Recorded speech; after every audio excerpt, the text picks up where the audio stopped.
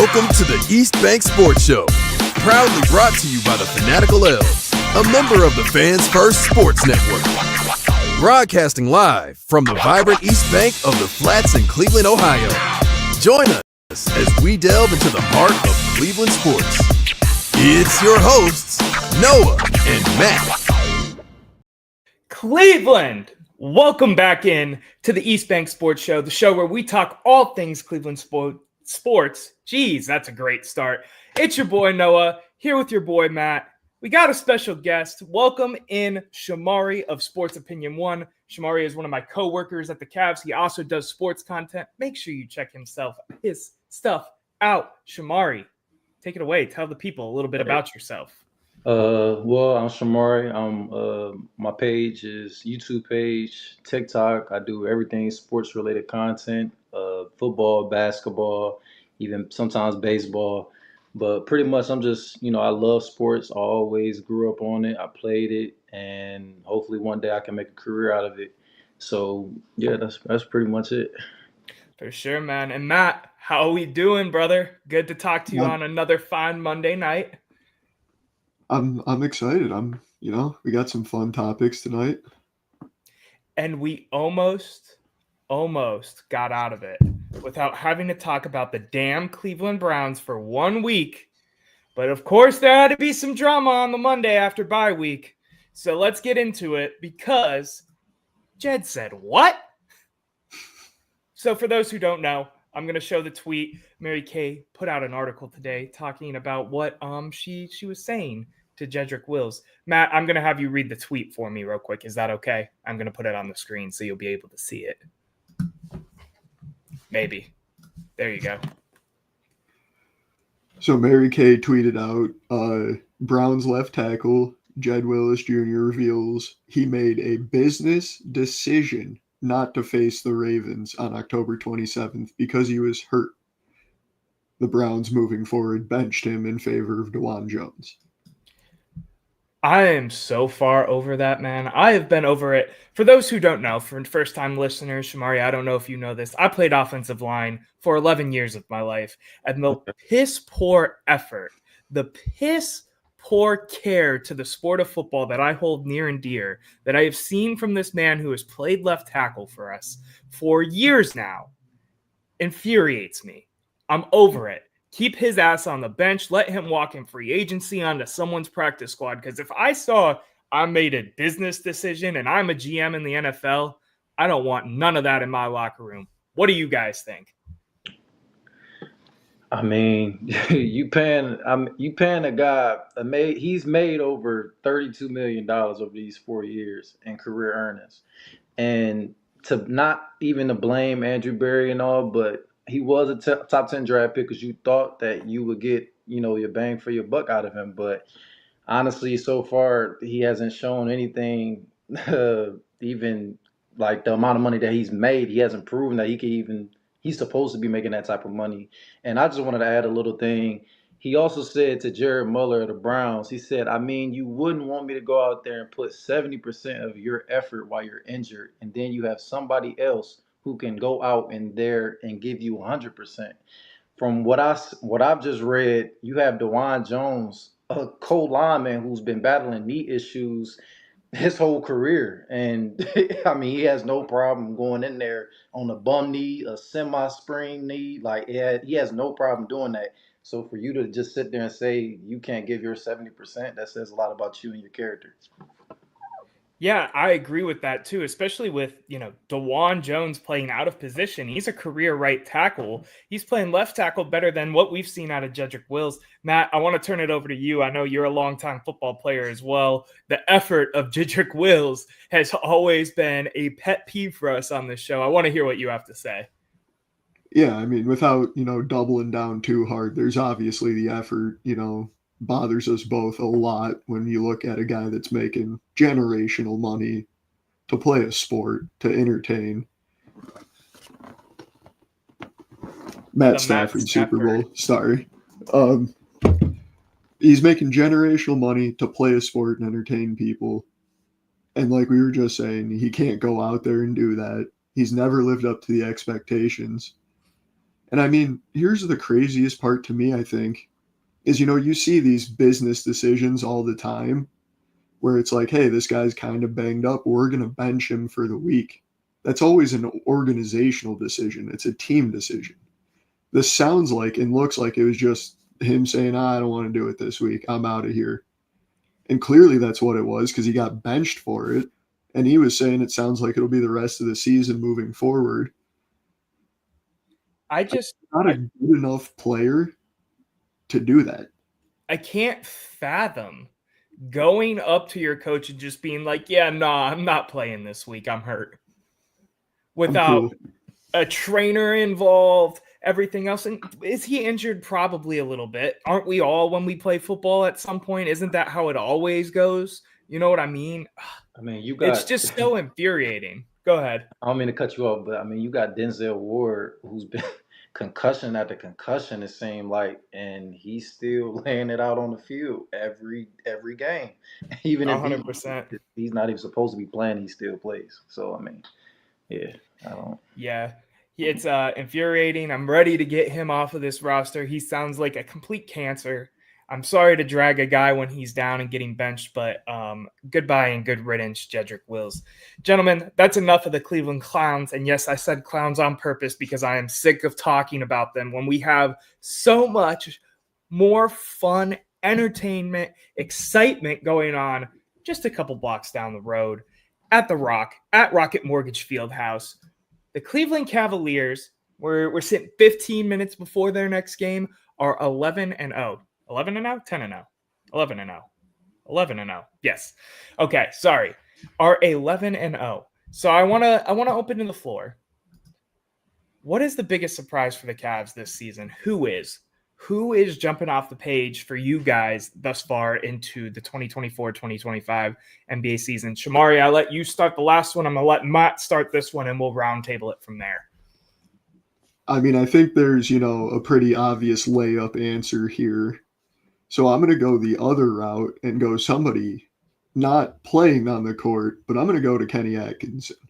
I was wondering which one of us was going to take the Kenny Atkinson cop-out, so I'm glad you're starting it with Kenny Atkinson. Go ahead, Matt. I mean, I feel like when me and Noah talked about the Cavs towards the end of last year, we were kind of saying, like, we're not seeing the gel, the whatever you want to call it, that just, you see a team flow and play some great basketball, and it just always felt like we were one step away from that. We bring in a brand new head coach, and he seems like he's unlocked the potential of quite a few of the players on our roster that everybody kind of thought was there, but we never got. And I'm sure you guys are about to get into that a little deeper in terms of this season directly. But I mean, I think it's super impressive. And obviously it's, sort of a streak of luck. I hate saying that, but he's starting the year amazing. Players are playing amazing more so than just winning games. I mean, he's doing great in my book. Yeah, I'm with you. Shamari, go ahead, man. Open it up. All right. See, I wanted to go basic, and I was just gonna go Darius Garland, but I want to give myself just a little bit of a challenge. So I'm gonna go with journeyman 6'5" guard Ty Jerome, and this is why I say Ty Jerome because I mean, since he came into the league, he has been bounced from team to team to team. He started off with the Phoenix Suns, the G League affiliate of the Phoenix Suns, also, and he's been traded to OKC. He signed with Golden State Warriors, and he just finally, he's finally found a home with the Cleveland Cavaliers. And just the injuries that he's been going through his whole career, between the ankles and the right ankle, left ankle, the groin. So it's like, just for not to see him play, once he came on the Cleveland Cavaliers, and he only played 2 games that last season.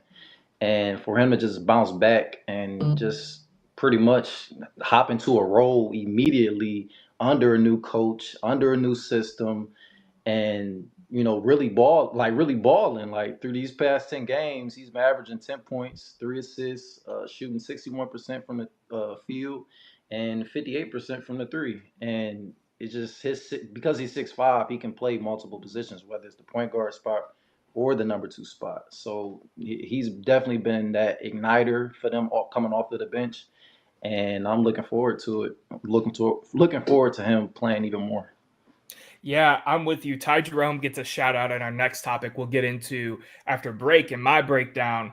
But I'm going to go with what you said was the basic answer, unfortunately. And Darius Garland is the answer for me here. I know we've talked about it at length, the injury, the weight loss, all of that. He wasn't the same player that he was last year. He looks like Darius Garland again. Pulled some stats as well. He's averaging 20.5 points per game right now. His all-star season, when it was him, Mobley, and Allen that were all all-stars here in Cleveland when we hosted the game, he was averaging 21.7 points. So he's hovering around there. And he's also hovering around his last good season before the injury. Last season, he was averaging about 18 points a game, again, with the jaw injury and having weight loss and dealing with all the pain and all of that of not being able to eat physical food. He's the answer here. He's the biggest surprise of a lot of people were calling for his head to get traded. Maybe he should be the one to go. Let Donovan Mitchell have his moment and be the main guy and be the main star in the front court for the Cleveland Cavaliers. And to me, Darius Garland is just that answer. He has been electric to watch. He has been a bona fide number 2 scorer, I feel like, on this team. You still see it with Evan Mobley. Him and Evan Mobley get to have the chance of just passing it back and forth of who's going to be. It's basically 2A and 2B at this point of who's going to score second behind Donovan Mitchell most of the time. There's been a couple times that Mitchell gets outpaced, and I love to see it, honestly. I love the team chemistry and the team ball we're playing here. Gentlemen, I'm going to cut us to commercial break. When we come back, we're going to talk some more Cleveland Cavaliers because, damn it, they're actually fun to talk about, unlike the Cleveland Browns, which is a mainstay normally here at the East Bank Sports Show. We'll be right back after these commercial messages. And we are back with the East Bank Sports Show. Make sure you go and check out everybody else who is making a lot of great content here at the Fanatical Elves. Make sure you go check out Shamari's channel, sports_opinion1.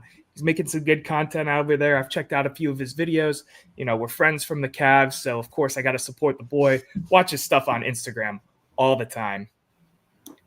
And lastly, please hit the subscribe button if you're watching to us live. It really helps us grow this brand of the East Bank Sports Show and the office that we got going on here. Speaking of the office, as I like to plug that show after the Monday show, Wednesday following the Cavs game, we will be sitting here live talking a lot of different topics.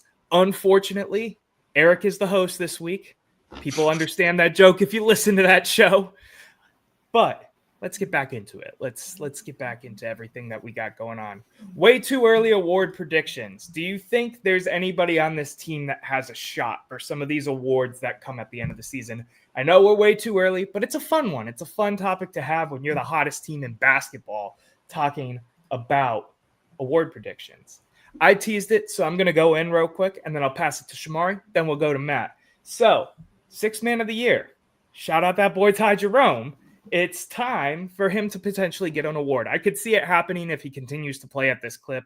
I'm not saying it's the number one for sure thing that's going to happen, but we'll see. All-Stars, I think Mobley, Garland, and Mitchell have a really good shot at securing those this year. All-NBA, I'm going to give it to Mitchell, and I'm going to give it to Mobley for the defense and the uptick in his offense so far. Those are kind of my thoughts 11 games into the season. But Shamari, I want to hear what you have to say about some of the award opportunities there are for this Cleveland Cavaliers team. I'm going to go 6th Man of the Year. I'm going to go Karis LeVert. 11th season coming in. Karis LeVert can pass the ball, believe it or not. I feel like that's his most probably underrated attribute that he has and he possesses. He came off of averaging 5 assists a game last season, and because of the fact that he can create his own shot, he can get to the hole. Whenever the defense, especially coming off the bench, whenever it seems stale, the offense seems stale and not moving, he can make that play or just off a simple pick and roll or just a cross up, make a defender stumble. He can make anything happen. So I'm gonna go with Karis for 6th Man of the Year. All-star wise, I'm gonna go with Darius Garland, honestly, because again, like you said, Noah, that he's looking like 2022 All-Star Darius Garland. So 20 points, 6 assists, 54% from the field. He's getting that confidence back, and he's flowing well in this Kenny Atkinson system. I just give him so much props of just taking the back, not taking the back seat, but like not being as ball dominant as he once was, because now he's catching the ball off the ball way more than last year, versus him just picking on and roll and then just screening and going to the cup. So he's done a very good job. So I wouldn't be surprised if he's an all-star. And I'm gonna say Evan Mobley too. He can sneak into the All Star game too as well as a reserve or something like that. For sure. You got any All NBA guys? You got to throw the Spida for MVP chance out there? See, that's like you said, it's a little early, so I don't. Okay, well, first team, I'm gonna say first team defense is definitely Evan Mobley. Of course, for sure. If he keep protecting the rim like that, that pretty much dominant last play of the game. Friday, Saturday night?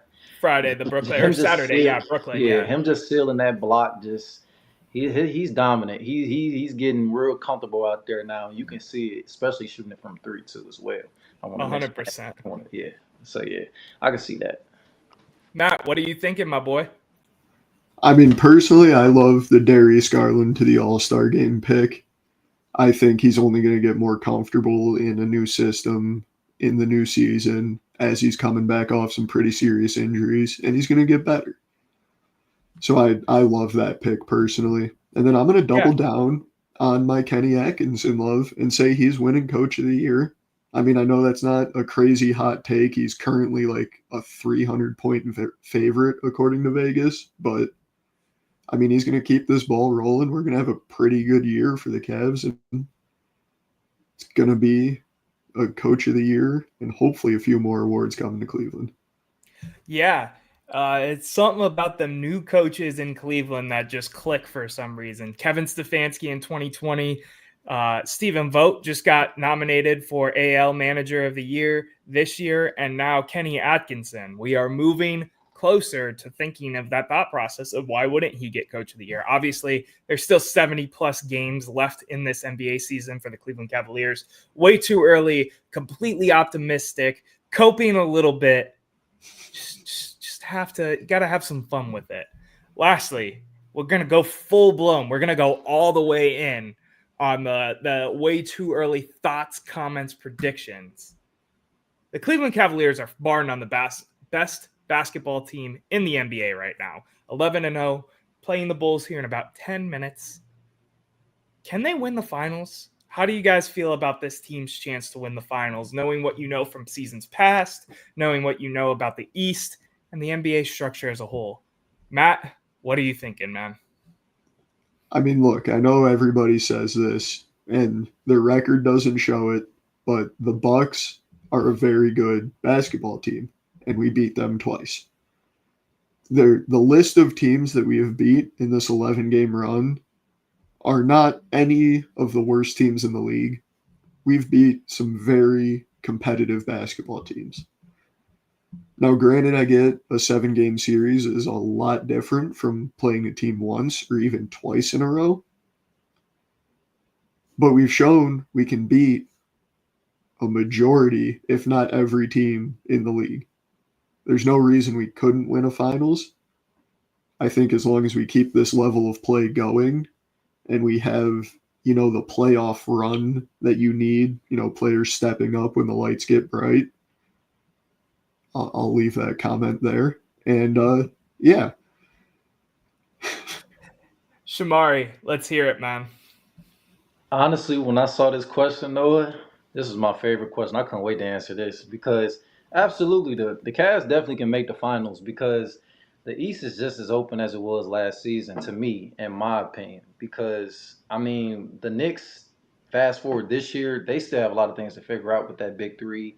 Come leading on with Miles Bridges coming on. Not Miles Bridges. I'm sorry. What's his name? I forgot.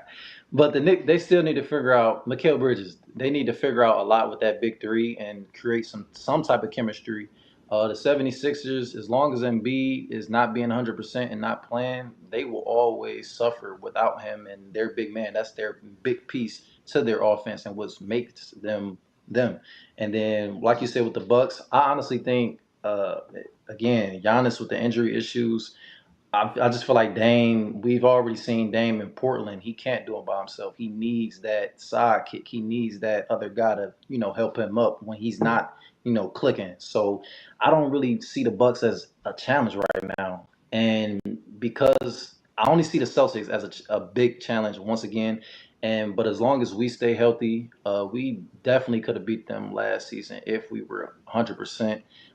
Jared Allen was out. Donovan had some, injury issues there, and Darius just wasn't himself. So I feel like we definitely have a big chance of winning this year and making it to the finals. Yeah, you hit the nail right on the head in terms of how I feel too. Last year, even when I was sitting there watching that, and I know our team was shaky and not as great offensively as they have been through these first 11 games this season. But I definitely felt like the Celtics looked beatable. I thought the Celtics looked beatable in the Eastern Conference Finals against the Pacers, and I thought they looked beatable when they went on to the finals as well. So to me, I think, there's as good of a chance for this team to go as deep as they can bring themselves, which I know is the cop-out answer and be like, well, it's up to them to do it. But we've seen what this team looks like with injuries, with, poor play. If they can continue to move at this clip, and yes, I'm not saying they're going to go 82-0. I know they're going to lose a game. They could lose to Chicago tonight, a depleted, not too good, not too great Chicago team.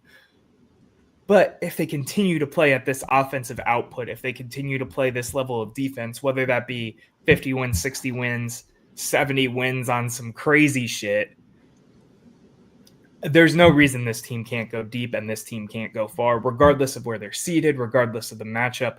New York scared me with Julius Randle. They don't scare me now with Cat. The Celtics, I think, are really good, deep, and talented, but they don't have that guy. Jason Tatum doesn't scare me. Jaylen Brown scares me more than Jason Tatum in the playoffs. And even then, I'll take Donovan Mitchell and company just as a homer, honestly. But that's kind of where I'm at, too, is it's just like, why not us? This team looks championship and playoff ready. And I know we're bought into the hype right now, and they're going to have their ebbs and flows, their ups and downs. They're going to have a low moment, and that's totally fine. There's a chance they go on a streak of a couple losses this year. We need to remember to sit down, relax, enjoy the ride, and stop doing the Cleveland thing that we've been kind of doing this whole episode, self-admittedly, of getting too caught up in the moment, getting way too excited, and then being pissed as soon as it goes wrong one time. It's sports. Ebbs and flows happen at the end of the day. Anything else you guys want to include on the Cavs before we move forward to final thoughts and takes? Y'all good? Good to go. All right. Final thoughts and takes. We call this hot takes on The Office. We kind of call it hot takes here. I should probably just switch it to being called hot takes at this point. Shamari, I don't know what you pulled up for this, but I'm ready to hear it. It's not necessarily a hot take. I won't even call it a hot take. It might be even factual. But the Cleveland Cavaliers are copying the Boston Celtics model as far as trying to get to the big dance. Because if you take a look at it, the Celtics, because the reason why they're so dominant right now is because they have like 5+ years of chemistry together. Everybody been pretty much already been together besides the additions of Drew Holiday and Porzingis. Other than that, I mean, that team has already been teammate chemistry wise already been locked in like this. So the Cavs are doing the same thing, keeping the same roster as last season pretty much, and just pretty much filling the holes. And Kenny Atkinson was that major hole, as you were saying, which is well deserved by Kenny Atkinson. I just feel like they were just missing that one piece, and they pretty much following that model of the Boston Celtics. I could see what you're saying for sure. I like keeping players together. That's my biggest gripe with the NBA in general, is the amount of movement around the league. That's what I like about the NFL. I feel like there's a lot more team loyalty there. Baseball, you get that, but it's because of this, how contracts work, and how deep into a career you get before you hit free agency and make those asinine $1 billion contracts over 15 years or whatever. You get what I'm saying. Matt, what's your final thought, take, hot take, whatever you want to call it? I honestly, mine's not, a super hot take either today. I just I want to let shout it out. off as hot takes, and both of you guys are giving me these lame duck answers. Mine's not really even hot either, so I don't know why I'm upset. Go ahead. Fine, I'll give you hot, and I'm keeping on the same track. I want to shout out my Cleveland Guardians. They just probably about an hour ago announced the award finalist. Noah touched on manager of the year is Stephen Vogt. He's a finalist. We have one more finalist. It's Clase for the Cy Young Award, and he's winning it. Okay, that's a hot take. Period. That is a hot take because it's probably going to be Scooble. I hope you're right because I want you to be right because Clase is my guy. But that is a hot take. I'll give you credit there. It's just so insane that had we not seen one of the craziest years ever by a pitcher that, wasn't really expected to do that, we would be seeing the closer win the Cy Young this year. 100%. But because Tariq did what Tariq did, obviously he's got to get it. Any other year, though, this is a closer winning the Cy Young, which is nuts. So I love this because Shamari did the Cavs, Matt did the guards, and even though I ragged on them all episode, I'm wrapping this up with the Browns. So we hit all three of the Cleveland sports teams in final thoughts and takes. I want to just put it out there for anybody that's feeling a little bit down of what's going on with this team right now, that we did win and do a good job at winning the trade for Amari Cooper. Amari Cooper gets traded to the Buffalo Bills for a third-round pick. He has played 2 games there, 1 touchdown, 68 yards, and now he's hurt. And he still looks like he's pretty much going on that decline a little bit. We traded for him years ago for the 5th or the 6th round pick. We have gotten value out of him. He was the best receiver since the return. And now we've traded him away for a 3rd round pick, and it looks like he's going to continue to decline and not be the Amari Cooper of old. And I'm not wishing that upon him. I love Amari Cooper. I love everything he's done for us in Cleveland in the 2 years he was there. But I know you want to be down on Andrew Berry right now for that Deshaun Watson trade, but he made a damn good move trading Amari Cooper when he did and getting a 3rd round pick, especially when you consider some of the other wide receiver trades that happened, coming up to the deadline and such. You look at it like Devontae Adams goes to the Jets and has multiple years on his deal still and goes for a 3rd round pick, basically. We got an expiring deal out of a guy. We traded a guy over. Excuse me. I'm sorry. We traded a guy with an expiring deal for a 3rd round pick. That's what I'm trying to say. Apologies for the lack of flow in my voice today. Matt, you about to say something? No, I just was not laughing at you, but you're allowed to laugh at me. It happens. Gentlemen, it's been a pleasure talking sports with you as we do here on the East Bank Sports Show every Monday around this time, about 7:30. So make sure you tune in next week. Shamari, it was a pleasure to have you. You've been a great guest. I enjoyed hearing your insights, your thoughts, your takes. Tell everybody where they can find you. Maybe. You're still muted. Anyway, Shamari, it's been a pleasure. Make sure you go check his stuff out at Sports Opinion 1 on YouTube. Sorry for the technical difficulties here at the end. Matt, anything else you want to say to the people? Have a wonderful week. Go Cavs. Enjoy the 82-0 season. Yeah, 82-0 coming soon to a team near you. It's been a pleasure. We'll talk to you soon. Cleveland, enjoy the rest of your week. And until next time, we'll see you later.